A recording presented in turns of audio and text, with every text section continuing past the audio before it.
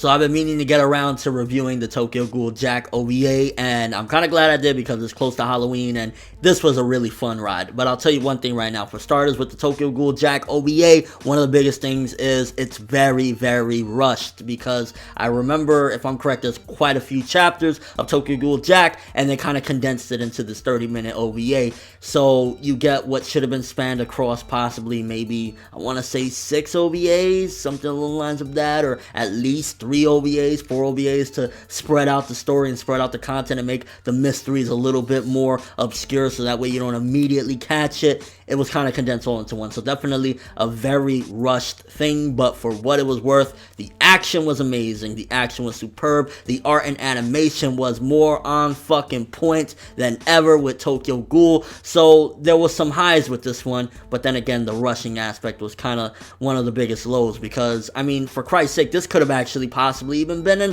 12-episode anime. Like, they could have done something really fucking awesome with this, because it seems as though there's quite a bit of content for that matter. Like, for example, one of the biggest pieces of what I'm referring to of rushing is they took down 13 ghouls, 13 different ghouls, and it was just described within a matter of less than 30 seconds. Oh, so we kept on fighting ghoul after ghoul, and we took down about 13 of them. It kind of reminds me of like that really awesome Pokemon OVA, where it was like Pokemon but in a more serious way. Like, oh yeah, we got all the badges. It was kind of like that. Like, they just described it within a matter of minutes. And one of the mysteries in this one, while it was a really cool mystery, ultimately it was very easy to catch. Like, I, within a minute, already realized what the fuck was going on, and I think that's because we didn't have time to spread things out and make it a little bit more mystique, make it a little bit more like not so obvious, because it felt very obvious very early on. So one of the big mysteries, I was kind of like, I pretty much already can tell what's happening here. In a nutshell, if you don't know about Tokyo Ghoul Jack, the main character, or one of the main characters, is Arima, and it's in his younger days before the white hair.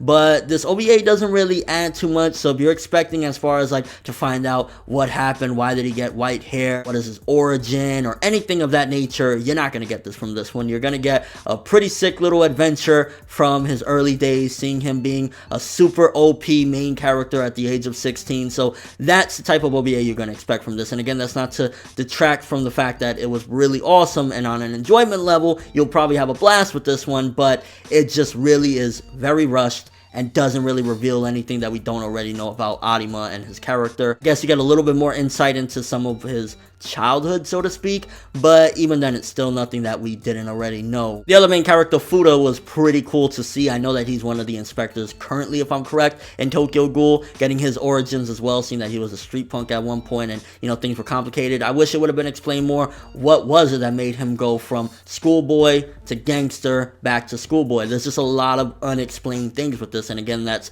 due to the rush nature of this. Like, personally, I would say I haven't actually even read it myself. I read, like, I want to say a few chapters of it, but if you want more insight into Tokyo Ghoul Jack, probably it'd be better to check out the manga and then go back and check this OVA out, because it's weird that I'm saying that, because I actually really enjoyed the shit out of this, but on a more critical standpoint, it's just really rushed, and it leaves a lot of unanswered questions, and it's just kind of like, yeah, this could have been a little mini series. Hell, even like 6 OVAs would have been fine. Like, why did they do this? Going back to art and animation, ooh, it looked beautiful. The fight scenes, every time Arima went in, especially against Lantern and everything, like, the fight scenes were on motherfucking point. I'm telling you, like, seeing a young Arima going in is something beyond belief, and then seeing it in beautiful art and animation, like, the art throughout the entirety of the episode or the OVA just looked on point, completely just amazing, looked really gorgeous. And then the fight sequences, it always looked fluid and everything. Like, Studio Period really went in for this OVA, which is like,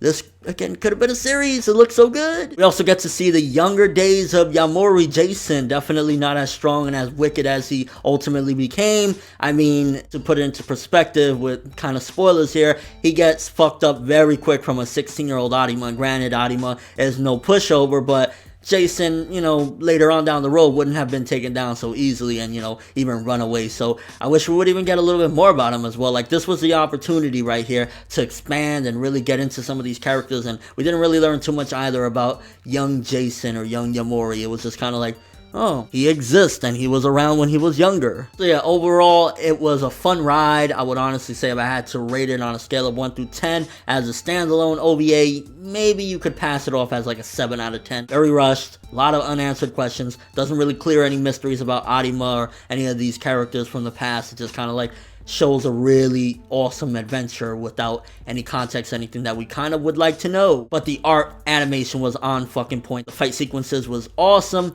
and yeah, the mystery was there, but it was just pretty obvious early on. But if you've seen Tokyo Ghoul Jack, let me know what you think. Again, I feel as though I came across as maybe too critical of this, but it's that this could have been so amazing, and it really was awesome, but it just needed more